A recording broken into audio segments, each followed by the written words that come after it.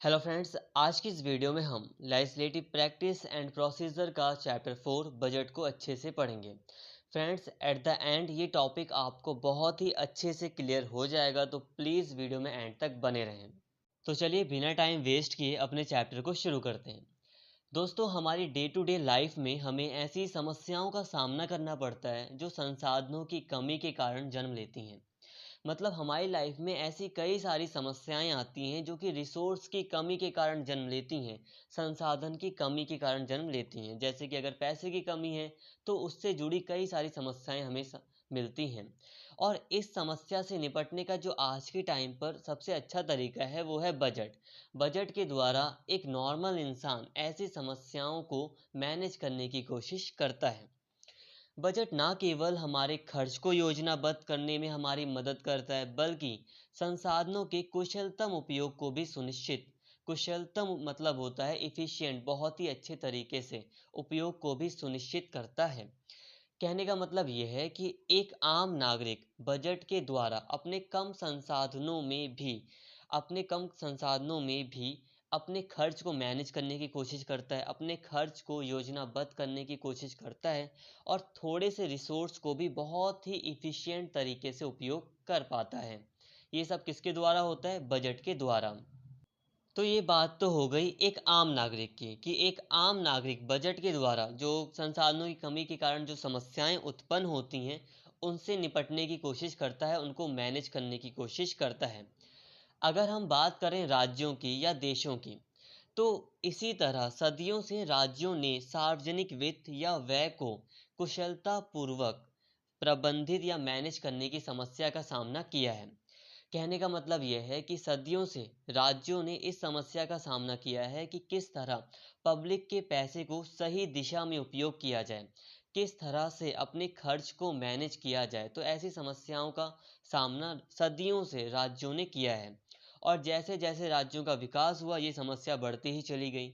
समय के साथ एक तरफ राज्य की जिम्मेदारी सभी दिशाओं में कई गुना बढ़ गई और दूसरी तरफ संसाधन की बर्बादी को रोकने और धोखाधड़ी पर नियंत्रण सुनिश्चित करने की भी आवश्यकता महसूस की गई। तो इन समस्याओं के समाधान की दिशा में जितने भी प्रयास किए गए उन्होंने हमें बजट की शुरुआत तक पहुंचाया।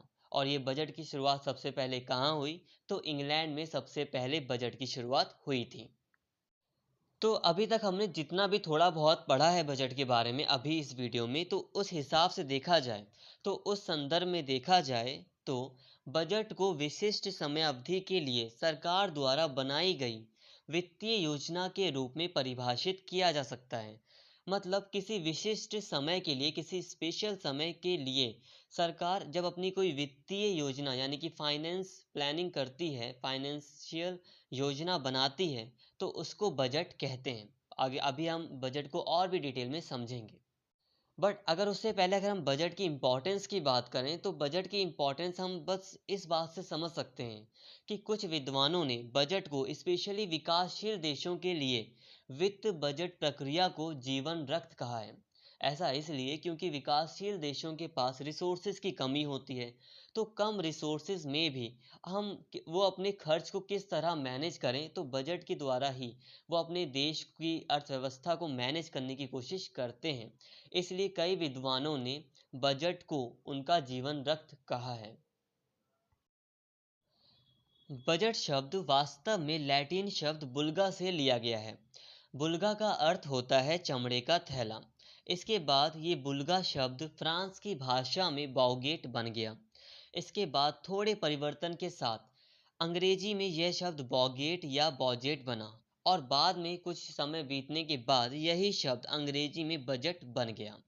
मतलब फ्रेंड्स, पहले जो ये बजट शब्द था वो लैटिन शब्द बुल्गा था, फिर बुल्गा से बना बॉगेट, बॉगेट से बना बॉजेट या बॉगेट, और फिर लास्ट में बना बजट। फ्रेंड्स, ये एक इम्पॉर्टेंट पॉइंट है, प्लीज़ ध्यान से देखिए। 1773 में 1773 में बजट शब्द पहली बार ब्रिटिश संसद में इस्तेमाल किया गया था, जब उस समय के ब्रिटिश वित्त मंत्री सर रॉबर्ट वॉलपॉल ने आय व्यय विवरण प्रस्तुत किया था। और तब से इस शब्द का उपयोग पूरी दुनिया में सरकारी व्यय और आय के संदर्भ में किया जाता रहा है। मतलब बजट का जो अर्थ है वो कब सरकारी आय और व्यय के संदर्भ में लिया गया, तो 1773 से। 1773 से बजट शब्द का जो अर्थ था वो क्या बन गया, सरकारी आय और व्यय, मतलब सरकार की क्या इनकम होती है, सरकार कहाँ खर्च करती है, इससे जुड़ा ये शब्द बन गया। भारत में पहला बजट जेम्स विल्सन द्वारा, जो कि उस समय भारतीय परिषद के वित्त सदस्य थे, फाइनेंस मेंबर थे, 18 फरवरी 1860 को प्रस्तुत किया गया था।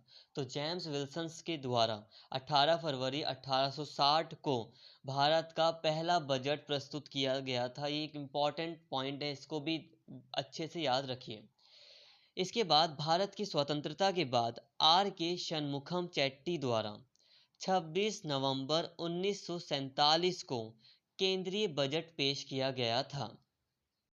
साधारण शब्दों में कहा जाए तो बजट एक निश्चित अवधि के लिए संभावित आय और खर्च का ब्यौरा होता है। मतलब एक निश्चित अवधि, एक समय में जो सरकार की जो संभावित, जो फ्यूचर में जो इनकम होगी और फ्यूचर में सरकार जहाँ जहाँ खर्च करेगी, इसी का ब्यौरा, इसी की जानकारी बजट है। सरकार की आय एवं व्यय का एक विवरण जिस दस्तावेज में एकत्रित किया जाता है, उसे बजट कहते हैं। आई होप फ्रेंड्स यहाँ तक आपको बजट शब्द का काफ़ी अच्छे से मतलब समझ में आ गया होगा। अगर आपको फिर भी नहीं समझ में आया, बट वीडियो को एंड तक देखते रहें, आपको इस शब्द का मतलब रियलिटी में समझ में आ जाएगा। बजट में विगत वर्ष की आय और व्यय के अनुमानों का वार्षिक वित्तीय विवरण प्रस्तुत किया जाता है। यहाँ पर कहने का मतलब ये है कि बजट में 3 वर्ष का, मतलब 3 वर्ष के वित्तीय विवरण को प्रस्तुत किया जाता है। यहाँ ध्यान दीजिए, जैसे कि वर्तमान वर्ष क्या है, 2022 से लेकर 2023 तक का जो बजट है वो प्रस्तुत किया गया है वर्तमान समय में। बट बजट में इससे पिछले वाला जो वर्ष था 2021 और 2022 का, तो उसमें जो सरकार की बजट की जो उपलब्धियां रही थी, जो कमियां रही थी, उसको भी शामिल किया जाएगा। तो ये पिछला वर्ष भी इसमें जोड़ लिया गया 2021 से लेकर 2022 तक। और वर्तमान वर्ष तो है ही, 2022 से लेकर 2023 तक का बजट तो है ही, कि सरकार इस वर्ष में क्या क्या योजना बना रही है, क्या क्या काम कर रही है। और जो आने वाला वर्ष है 2023 से 2024 तक का, सरकार उस वर्ष में क्या करना चाहती है, कौन सी योजनाएं बनाएगी सरकार, तो उसका भी वित्तीय विवरण दिया जाता है। तो 2021 से 2022 तक जो बीत गया, 2022 से 2023 तक जो वर्तमान है, और जो आने वाला है 2023 से 2024 तक, तो इस 3 वर्ष को वित्तीय विवरण में, बजट में शामिल किया जाता है। हालांकि मेन फोकस तो हमारा वर्तमान वर्ष पर ही होता है। तो फ्रेंड्स आगे बढ़ते हैं और बात करते हैं क्वेश्चन पे कि क्या भारतीय संविधान में बजट शब्द का प्रयोग किया गया है। तो इसका आंसर है नहीं। भारतीय संविधान में कहीं भी बजट लिखा ही नहीं गया। भारतीय संविधान में बजट शब्द की जगह पर वार्षिक वित्तीय विवरण लिखा गया है।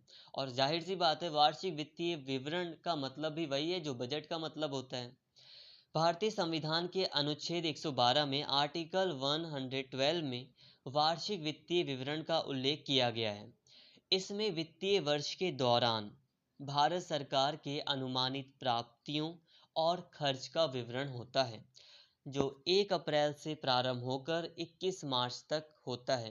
कहने का मतलब ये है कि भारतीय संविधान में वार्षिक वित्तीय विवरण को कुछ इस प्रकार से समझाया गया है कि जो वार्षिक वित्तीय विवरण होता है उसमें सरकार का जो अनुमानित, जो संभावित खर्च वगैरह है, वो लिखा जाता है। और कब से कब तक का, तो 1 अप्रैल से शुरू होता है और 31 मार्च तक का उसमें होता है। यहाँ 1 अप्रैल का मतलब है जैसे कि 1 अप्रैल 2022 से लेके 31 मार्च 2023 तक। तो ये कुछ इस प्रकार का वित्तीय विवरण संविधान में एक्सप्लेन किया गया है। 2017 तक भारत सरकार के 2 बजट होते थे। एक होता था रेलवे बजट और दूसरा होता था आम बजट। जो रेलवे बजट था उसमें सिर्फ रेलवे मंत्रालय का आय और व्यय, रेलवे मंत्रालय की कितनी इनकम हुई, कितना खर्च आया, वो शामिल होता था। जबकि जो आम बजट था, रेलवे मंत्रालय के बजट को छोड़ दिया जाए तो जितना भी कुछ बचा वो सब का सब आम बजट में आ जाता था। जितनी भी सरकार की इनकम थी, जितना भी सरकार का व्यय व्यय था, खर्च था, वो सब का सब आम बजट था। रेलवे बजट को आम बजट से एकवर्थ समिति रिपोर्ट 1921 की सिफारिश पर 1924 में पृथक किया गया था। फ्रेंड्स, अभी जितना भी हम पढ़ रहे हैं उसमें कुछ इंपॉर्टेंट पॉइंट्स आ रहे हैं, उनको आप नोट करते रहिए। जैसे कि एकवर्थ समिति, हो सकता है दो जो लोग कॉम्पिटिटिव एग्जाम की तैयारी कर रहे हैं, यूपीएससी लेवल तक की तैयारी कर रहे हैं, उनके लिए ये इंपॉर्टेंट है। प्रीलिम्स में ऐसे क्वेश्चन आ सकते हैं। तो जैसा कि हम जानते हैं कि जो ब्रिटेन की जो गवर्नमेंट थी, मतलब कॉलोनियल टाइम पर भारत में जो ब्रिटेन की गवर्नमेंट थी, ब्रिटिश हुकूमत थी, वो भारत को ज़्यादा से ज़्यादा लूटना चाहती थी, भारत के गांव-गांव तक पहुंचना चाहती थी ताकि भारत को अच्छे से लूटा जा सके। इस कारण से उनका मेन फोकस था रेलवे का विकास। तो रेलवे का विकास करने के लिए उन्होंने रेलवे को अलग कर दिया, रेलवे मंत्रालय के बजट को पूरी तरह अलग कर दिया गया था। बट फिर भी आज़ादी के बहुत ही लंबे समय बाद 2017 में इसको एक किया गया, मतलब रेलवे बजट और आम बजट को 2017 में अब एक कर दिया गया। भारतीय संविधान के अनुच्छेद 77 के अनुसार 77 के अनुसार बजट के संबंध में प्रमुख जिम्मेदारी केंद्रीय वित्त मंत्रालय द्वारा पूरी की जाती है। तो फ्रेंड्स, आइए अब आगे बढ़ते हैं और बात करते हैं भारत की बजटीय प्रक्रिया की। तो सबसे पहले अगर हम बात करें तो सबसे पहले कौन सा काम किया जाता है? सबसे पहले बजट तैयार किया जाता है। अगर हम बजट पढ़ रहे हैं तो सबसे पहला काम कौन सा किया जाएगा? सबसे पहला काम यही किया जाएगा कि बजट तैयार किया जाएगा। बजट तैयार करने की प्रक्रिया में 4 संस्थाएं भाग लेती हैं: वित्त मंत्रालय, सामान्य प्रशासन मंत्रालय, नीति आयोग और नियंत्रक एवं महालेखा परीक्षक। देखिए फ्रेंड्स, वैसे तो मेन काम तो वित्त मंत्रालय का ही है, फिर भी अन्य मंत्रालयों की भी सलाह ली जाती है। जैसे कि प्रशासनिक ज्ञान की आवश्यकता होती है वित्त मंत्रालय को, इसलिए प्रशासन मंत्रालय का मतलब मंत्रालय की सहायता ली जाती है। प्रत्येक वर्ष बजट की तैयारी जो होती है वो सितंबर में के महीने के आसपास तब शुरू होती है।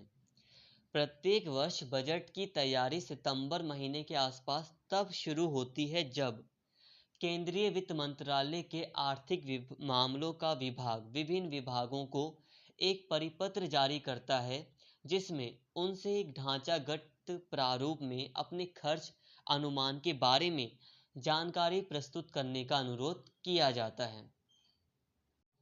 फ्रेंड्स, जितने भी मंत्रालय होते हैं उनके अंदर कई सारे विभाग होते हैं।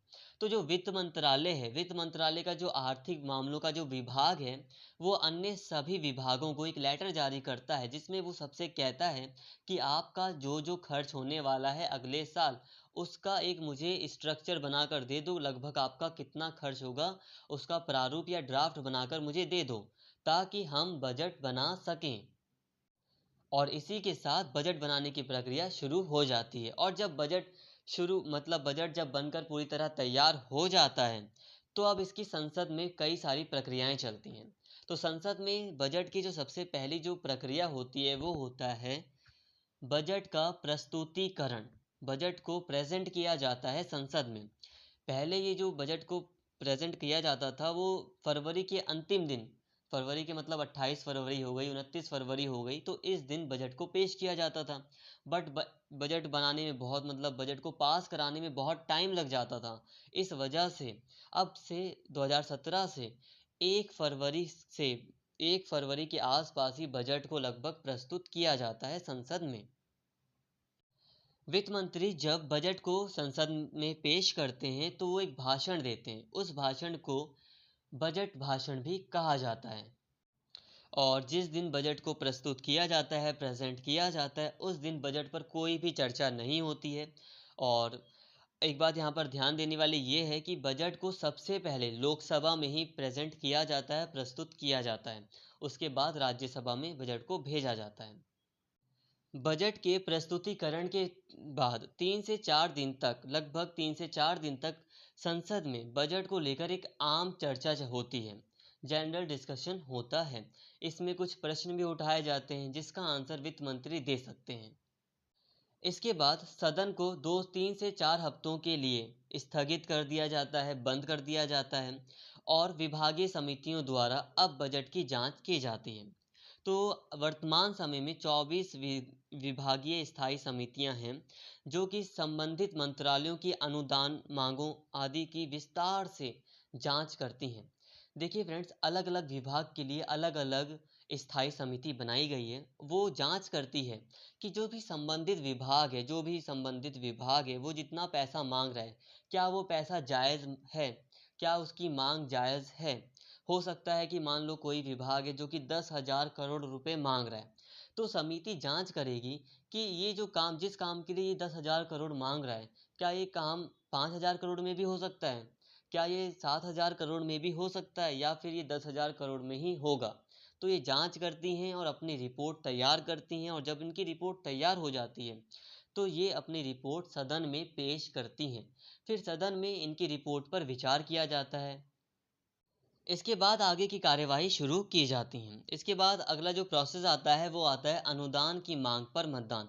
अब बजट में पहले ही मांग की जा चुकी है कि सरकार ये काम कर रही है, तो सरकार को इतने इतने पैसे की आवश्यकता है। इसी के हिसाब से सभी मंत्रालय अपनी अपनी अनुदान की मांग सदन में पेश करते हैं। और यहाँ पे एक बात ध्यान देने वाली है कि अनुदान की मांग पर जो मतदान होता है, जो वोटिंग होती है, वो सिर्फ लोकसभा में होती है, राज्यसभा में नहीं होती है। अब सदन में वोटिंग के दौरान ही सदस्य अनुदान मांगों पर कटौती के लिए प्रस्ताव भी ला सकते हैं। इस प्रकार के प्रस्ताव को कटौती प्रस्ताव कहा जाता है, जिसके 3 प्रकार होते हैं। स्पेशली ये विपक्ष के द्वारा लाए जाते हैं कटौती प्रस्ताव। पहला है नीति कटौती प्रस्ताव। नीति कटौती प्रस्ताव सरकार के प्रति असहमति को व्यक्त करते हैं। स्पेशली ये विपक्ष के द्वारा लाया जाता है और ये व्यक्त करता है कि जो विपक्ष है वो सरकार की नीति से बिल्कुल असहमत है, बिल्कुल सहमति नहीं है। उसे लगता है कि सरकार जो भी पैसा मांग रही है वो पानी में जाएगा। जैसे कि मान लो सरकार का एक मंत्रालय है जो 10,000 करोड़ या 15,000 करोड़ रुपए मांग रहा है, तो जो विपक्ष है वो इससे नाखुश है, वो इससे असहमत है। ना केवल विपक्ष, मान लीजिए कोई भी सांसद है जो इससे असहमत है, तो वो नीति कटौती प्रस्ताव ला सकता है। और नीति कटौती प्रस्ताव में ये कहा जाता है कि जो मांग की राशि है, मान लो 10,000 करोड़ रुपए मांगे गए हैं, तो अब उसको 1 रुपए कर दिया जाए, सारा पैसा काट लिया जाए और उसको 1 रुपए दिया जाए। इसके बाद दूसरा है आर्थिक कटौती प्रस्ताव। आर्थिक कटौती प्रस्ताव में एक निश्चित कमी की मांग की जाती है। जैसे कि सरकार ने 10,000 करोड़ रुपए मांगे हैं, तो इस कटौती प्रस्ताव में कहा जाता है कि 2,000 करोड़ रुपए कम कर दिए जाएं और सरकार को मात्र 8,000 करोड़ रुपए दिए जाएं। तो इसमें इस तरह एक निश्चित कमी की मांग की जाती है। इसके बाद तीसरा कटौती प्रस्ताव है, वो है सांकेतिक कटौती प्रस्ताव। यह भारत सरकार के किसी दायित्व से संबंधित होता है। इसमें कहा जाता है कि जो मांग है उससे 100 रुपये, उसमें 100 रुपये की कमी की जाए। मतलब जितना भी, मान लो 10,000 करोड़ रुपए मांगे गए हैं सरकार की तरफ से, तो उसमें 100 रुपये कम कर लिए जाएं और सरकार को सारा पैसा दे दिया जाए। इसमें मात्र प्रतीक के रूप में, सांकेतिक रूप से कटौती की जाती है। वैसे फ्रेंड्स, अगर पर्सनली कहा जाए तो ये कटौती प्रस्ताव कभी भी सक्सेसफुल नहीं हो पाते हैं। अगर ये कटौती प्रस्ताव पारित हो जाएं तो इसका मतलब क्या है? इसका मतलब तो यही है कि सरकार बहुमत में ही नहीं है, और जब सरकार बहुमत में नहीं है तो विपक्ष तुरंत अविश्वास प्रस्ताव लाएगा सदन में, और फिर सरकार गिर सकती है। तो अनुदान की मांगों पर मतदान हो जाते हैं, पक्ष में ही होते हैं ज़्यादातर, तो अनुदान की मांगों पर मतदान हो जाते हैं। मतलब सब कुछ हो गया, आम चर्चा भी हो गई, बजट प्रस्तुत भी हो गया, और समितियों ने भी जांच कर ली, अपनी रिपोर्ट बना ली, और मतदान भी हो गया। अब तो सरकार को पैसा चाहिए। अब मतदान हो गया, बट सरकार को पैसा कैसे मिलेगा? तो संविधान में साफ साफ कहा गया है कि मतलब संविधान में ये साफ साफ व्यवस्था की गई है कि भारत की संचित निधि से, भारत के कंसोलिडेटेड फंड से विधि सम्मत विनियोग के सिवाय धन की निकासी नहीं होगी। मतलब आपको एक प्रोसीजर के तहत ही आप पैसा निकाल सकते हो। तो इसी कारण से भारत की निधि से विनियोग के लिए, मतलब पैसा निकालने के लिए, सरकार विनियोग विधेयक सदन में पूर्व स्थापित यानी कि इंट्रोड्यूस करती है, लाती है। इस विधेयक में सरकार साफ साफ लिख देती है कि जो भी अनुदान मांगे गए थे मंत्रालयों के द्वारा, मतलब इस मंत्रालय ने इतने रुपए मांगे, इस मंत्रालय ने इतने रुपए मांगे, हमें ये सारा का सारा पैसा निकालना है, तो वो उस विनियोग विधेयक में लिख दिया जाता है। बट इसके साथ ही सरकार प्लस में ये भी लिख देती है कि जो कंसोलिडेटेड फंड है उसके ऊपर कुछ भारित व्यय होते हैं, जैसे कि संचित निधि पर कुछ भारित व्यय होते हैं, जैसे कि राष्ट्रपति की सैलरी। अब राष्ट्रपति की सैलरी के लिए कोई वोटिंग वगैरह नहीं होती, सरकार को सैलरी तो देनी है राष्ट्रपति को। उस सरकार सोचेगी नहीं, सरकार को तो राष्ट्रपति को सैलरी देनी ही देनी है। और इसके अलावा जैसे कि सीजेआई हैं, चीफ जस्टिस हैं जो हमारे, इंडिया के, उनकी जो सैलरी है तो वो भी सरकार को देनी है। तो सरकार प्लस में विनियोग विधेयक में उन सैलरीज को भी निकाल लेती है। विनियोग विधेयक एक धन विधेयक की तरह ही व्यवहार करता है। मतलब विनियोग विधेयक एक धन विधेयक ही होता है, जिस कारण से राज्यसभा को विनियोग विधेयक से संबंधित बहुत ही कम अधिकार प्राप्त हैं। वो मात्र 14 दिन तक ही विनियोग विधेयक को अपने पास रोक कर रख सकती है। तो इस प्रकार विनियोग विधेयक आसानी से पारित हो जाता है और सरकार को पैसा मिल जाता है। बट एक अंतिम प्रोसेस क्या है, अंतिम प्रक्रिया ये है कि वित्त विधेयक भी सरकार को पारित करना पड़ता है। अब वित्त विधेयक का क्या रोल है? वित्त विधेयक को सरकार को इसलिए पारित करना पड़ता है कि सरकार ने बजट में जो नए नए टैक्स वगैरह लगाए हैं या जो टैक्स में कटौती करी है, उसको भी तो लागू करना है। जो नियम बनाए हैं बजट में, उनको भी तो लागू करना है। तो सरकार उनको लागू करने के लिए वित्त विधेयक को पारित करती है। अब वित्त विधेयक से संबंधित एक प्रावधान ये किया गया है संविधान में कि 75 दिनों के अंदर वित्त विधेयक भी पारित हो जाना चाहिए। तो फ्रेंड्स, यहाँ तक हमने एक पूरे बजट के प्रोसेस को देख लिया कि किस तरह से बजट बनाया जाता है और किस तरह बजट बनकर तैयार होता है और लागू होता है। यहाँ पर एक पॉइंट हमने अभी छोड़ दिया था, बट अभी हम उसको समझ लेते हैं। जैसे कि सरकार के पास तो बस 31 मार्च तक का ही पैसा होता है, और जो ये बजट की प्रक्रिया है ये बहुत लंबी प्रक्रिया है, कई बार ये अप्रैल तक चली जाती है। तो इसके लिए एक प्रावधान किया है संविधान में, जिसे लेखानुदान के नाम से जाना जाता है। अब ये लेखानुदान क्या है? अब सदन संसद में बजट पर जब आम बहस हो जाती है, जो दूसरा प्रोसेस था संसद में कि आम बहस का जब एक जनरल डिस्कशन हो जाता है, तो उसके बाद सरकार ने जितने भी सरकार ने जितना भी पैसे की मांग की है बजट में, उसका 1/6 मतलब 1/6 पैसा सरकार को दे दिया जाता है।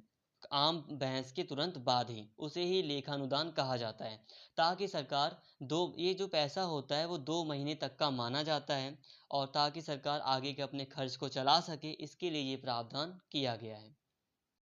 तो फ्रेंड्स, आई होप यहाँ तक आपको अच्छे से समझ में आ गया होगा। अब हमें बात करनी है बजट के प्रकारों की। इस टॉपिक को मैं अगली वीडियो में जल्द ही कवर कर दूंगा, तो प्लीज़ उस वीडियो को भी ज़रूर देख लें, ताकि ये चैप्टर आपका पूरी तरह कंप्लीट हो सके। फ्रेंड्स, अगर आपको वीडियो अच्छी लगी हो तो प्लीज़ चैनल को सब्सक्राइब कर लें और इस वीडियो को ज़्यादा से ज़्यादा शेयर करें और लाइक करें। Thank you.